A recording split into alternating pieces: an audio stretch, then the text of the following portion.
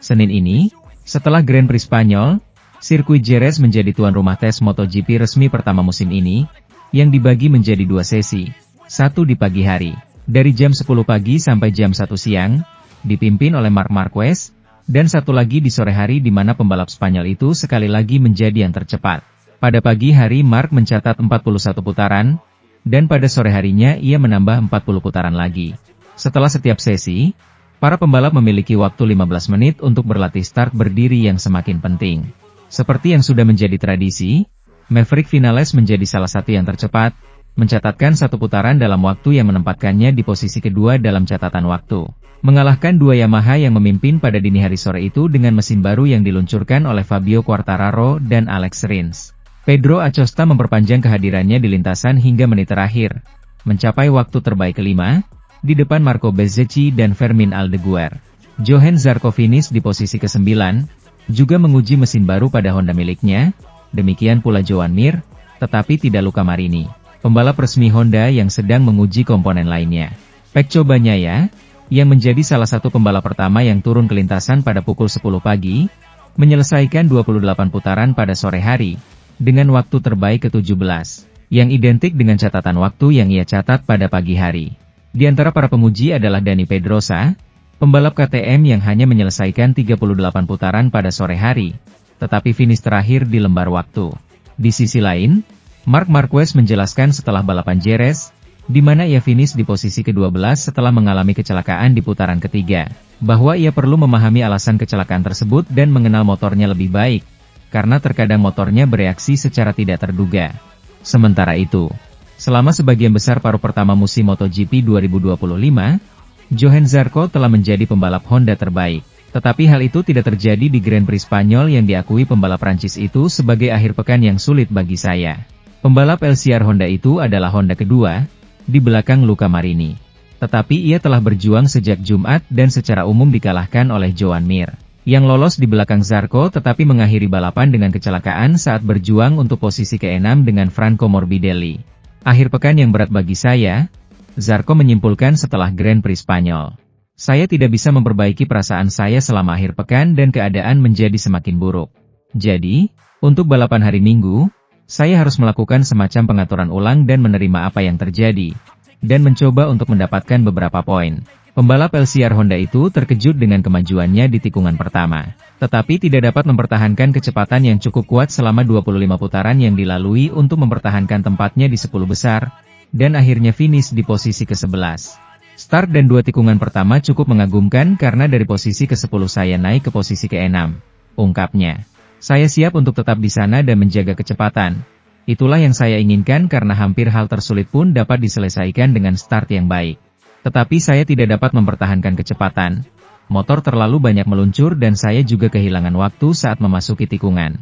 Semua masalah yang saya alami selama akhir pekan tidak dapat saya perbaiki dan tidak dapat merasa lebih baik selama balapan panjang.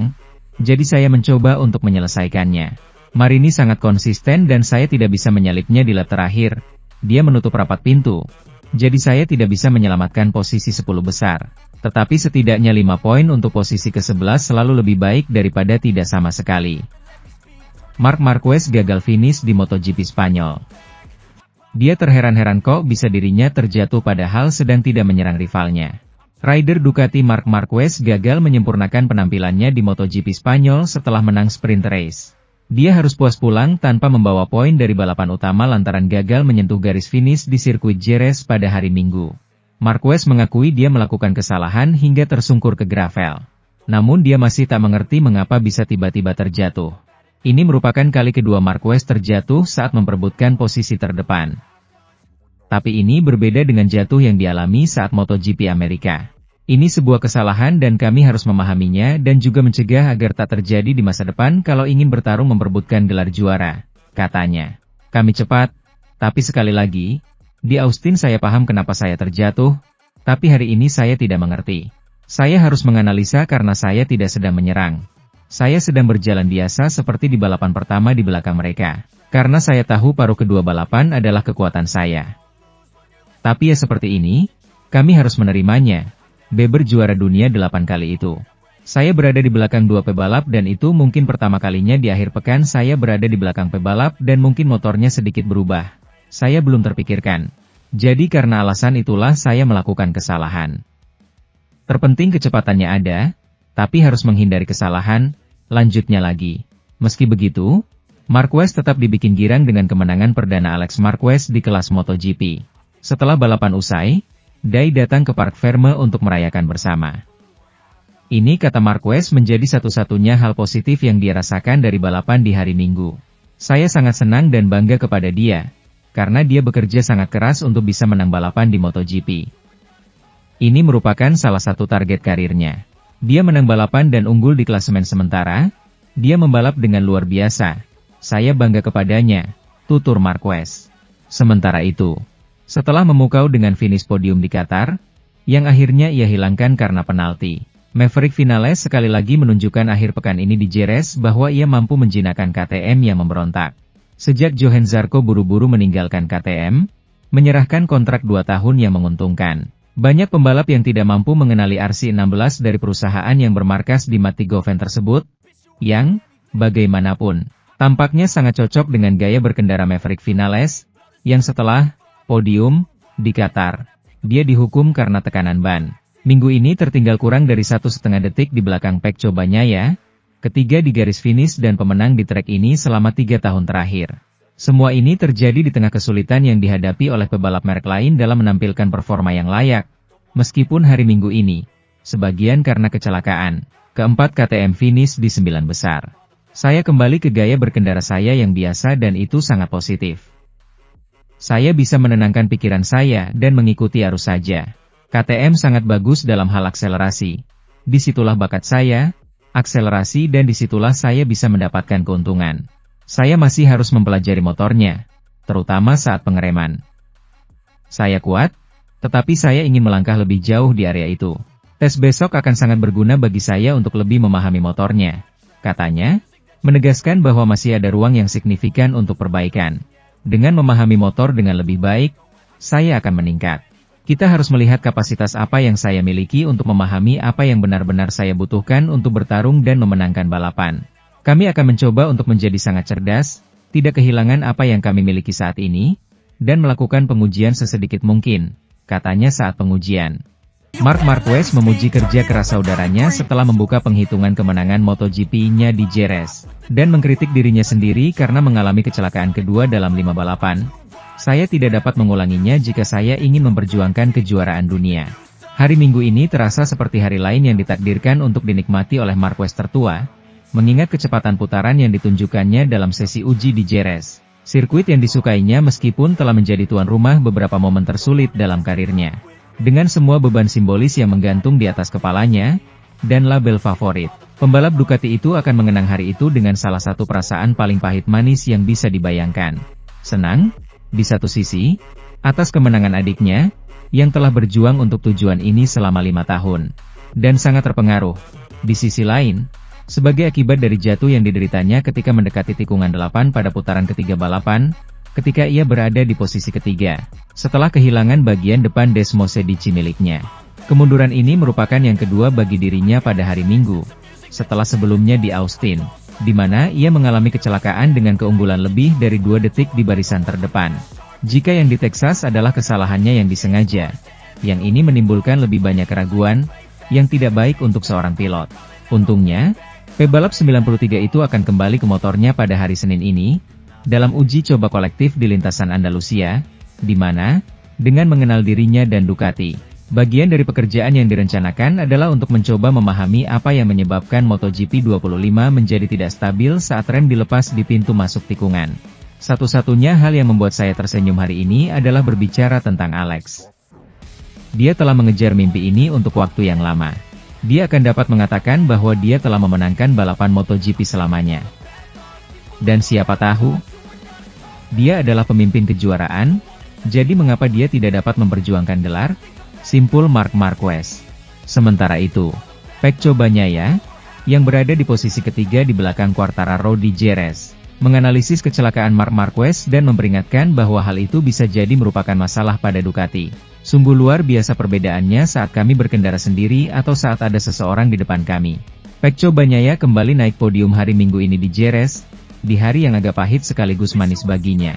Sebagian tidak senang karena sekali lagi kurang sensasi dengan Desmos Sedici. Meskipun ini adalah sesuatu yang berhasil ia kompensasikan dengan kebahagiaan naik podium itu sendiri dan sekali lagi melihat dirinya lebih dekat dengan pimpinan klasemen umum MotoGP, setelah kesalahan baru yang dilakukan Marc Marquez. Juara tahun 2022 dan 2023 itu mengira ia dapat menetapkan kecepatan yang akan menantang kemenangan dalam perlombaan jarak jauh. Tetapi untuk melakukannya, ia membutuhkan start yang hebat yang akan menempatkannya di posisi terdepan dan di udara terbuka. Ia mencoba dan berhasil naik ke posisi kedua setelah duel indah dengan rekan setimnya pada putaran pertama. Namun, begitu mencapai posisi Fabio Quartararo, ia kembali menderita bersama Ducati. Setelah kecelakaan 93, Alex Marquez, dengan keunggulan yang jelas, mampu menyalip pembalap Italia dan Prancis itu dalam usahanya meraih kemenangan pertamanya di kelas utama. Namun, Bagnaia tetap berada di belakang M1 dari 20 selama keseluruhan balapan, dengan selisih antara 4 hingga 7/10 detik. Tidak dapat menyalipnya dan puas dengan posisi terakhir di podium. Beginilah cara pembalap Italia itu menjelaskan balapannya di Dasen, yang menurutnya akan berjalan sangat baik mengingat startnya. Pada awalnya saya merasa sangat baik, dan saya berkata, saya bisa, hari ini saya bisa melakukannya. Saya menyalip Marc di awal, lalu kami bertarung sebentar, lalu saya semakin dekat dengan Fabio. Pembalap tim Gresini Ducati, Alex Marquez berhasil memenangkan balapan utama MotoGP Spanyol 2025, pada Minggu, 27 April 2025, malam. Beraksi di sirkuit Jerez, Spanyol, Alex tampil luar biasa dalam balapan 25 lap itu hingga akhirnya menjadi yang pertama menyentuh garis finish. Kemenangan yang diraih Alex jelas sangat berarti lantaran mencetak sejarah. Tepatnya itu menjadi kemenangan pertama Alex di kelas MotoGP sejak debut pada musim 2020 silam. Beruntung, Marquez masih bisa melanjutkan balapan meski motornya terlihat rusak. Hebatnya, sempat berada di barisan paling belakang, The Baby Alien masih bisa menyalip sejumlah pembalap.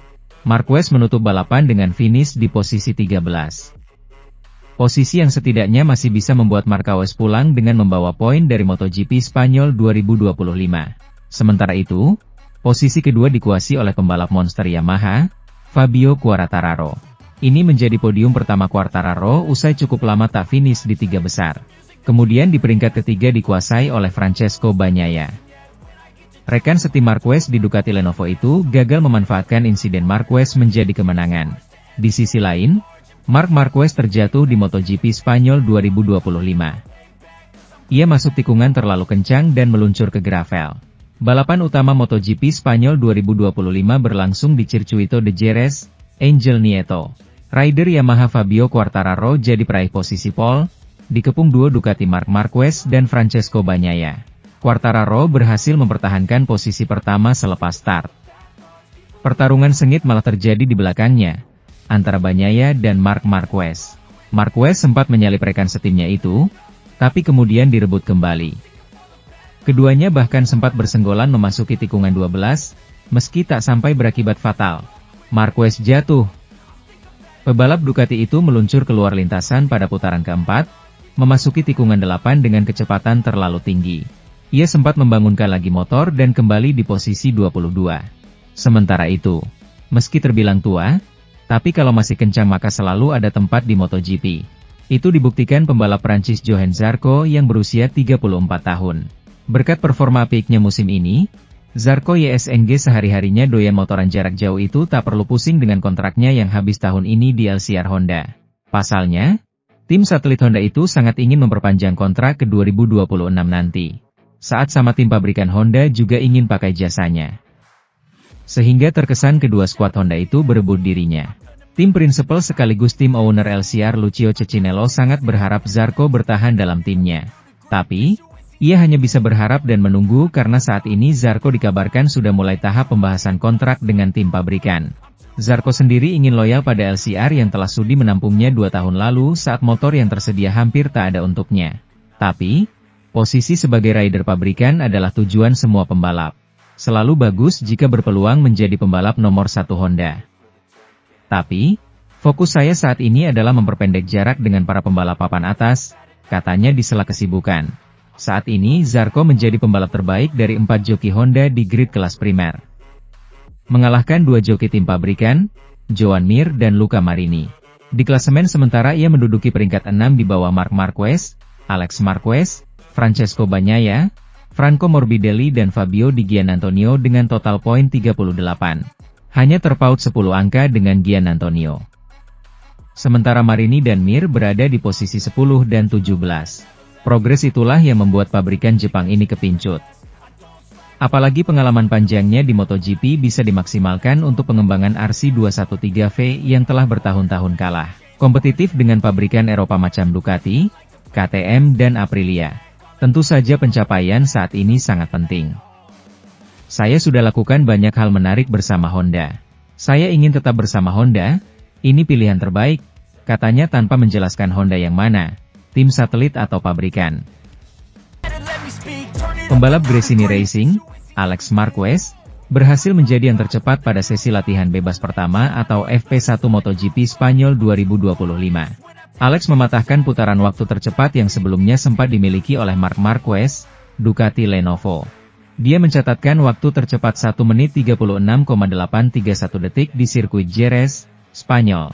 Marc Marquez menyudahi di urutan kedua, kemudian Fabio Quartararo, Monster Energy Yamaha, di posisi ketiga.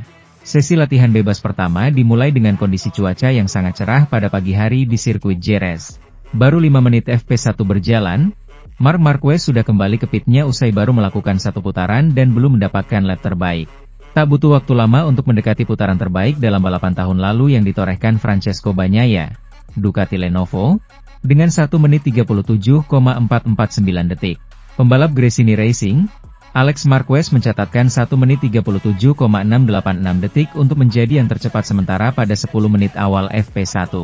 Pembalap Monster Energy Yamaha, Fabio Quartararo menjadi yang kedua usai hanya lebih pelan 0,182 detik dari Alex Marquez. Marc Marquez akhirnya kembali ke lintasan untuk mendapatkan putaran lap terbaiknya. Marquez masih berada di urutan terakhir pada sesi FP1 yang sudah berjalan 15 menit. Namun, Marquez untuk kedua kalinya kembali ke pit dan salah parkir ke pitnya milik Gresini Racing. 25 menit tersisa, Marquez kembali ke lintasan yang kali ini serius untuk mengejar putaran terbaik pada run ketiganya. Benar saja, Marquez langsung melejit menjadi yang pertama dalam hot lap pertamanya dengan catatan 1 menit 37,188 detik.